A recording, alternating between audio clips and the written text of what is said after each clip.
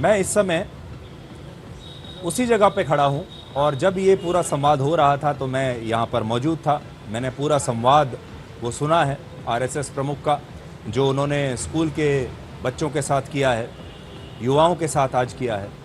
और हमारे देश के युवाओं के मन में आज कौन कौन से मुद्दे हैं? शिक्षा का मुद्दा है, आंदोलन करना चाहिए या नहीं करना चाहिए, कैसे करना चाहिए, ये मुद्दा है। एम्प्लॉयमेंट का मुद्दा है।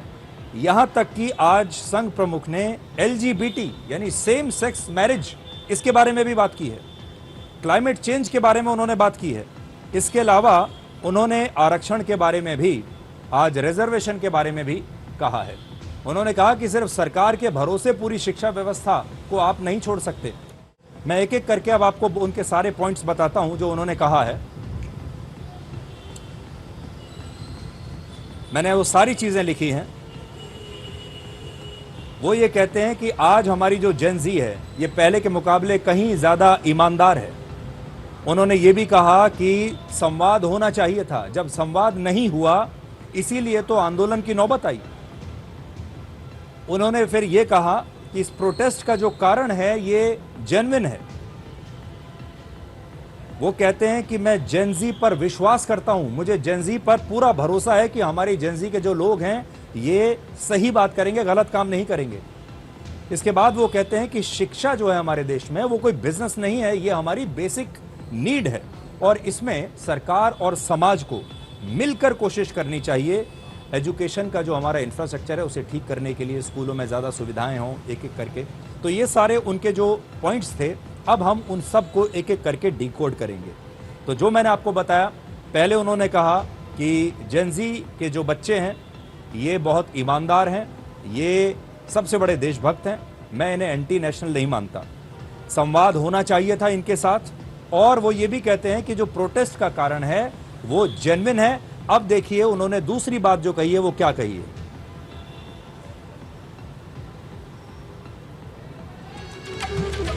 नियम बना,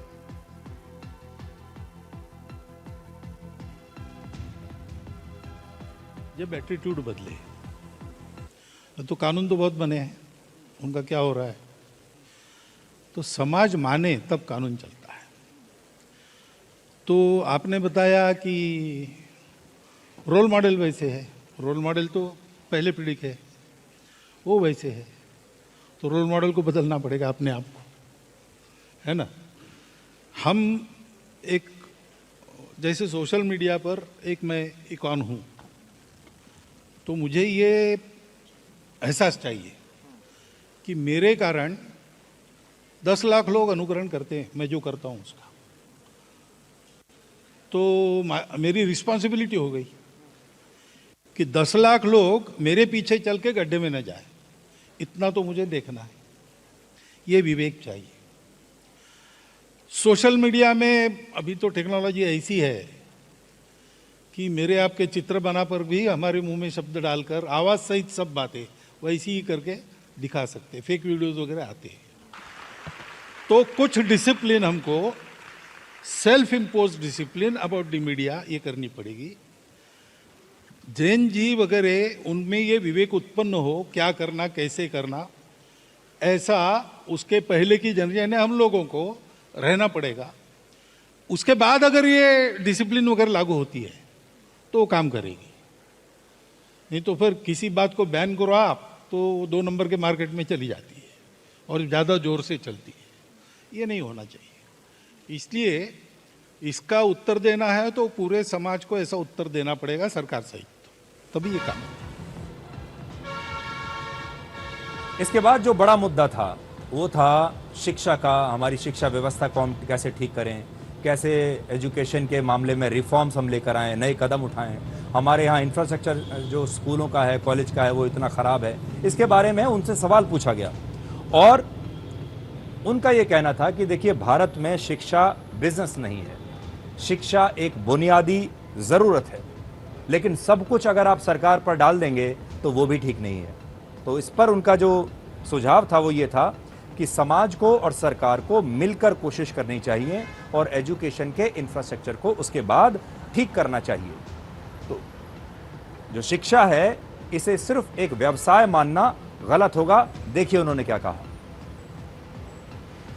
पहली बात, एक से नहीं होगा, मैं 2-3 बताऊंगा। जी सर। पहला है कि शिक्षा ये कमर्शियल बिजनेस नहीं है, जी। वो जीवन की नेसेसिटी है।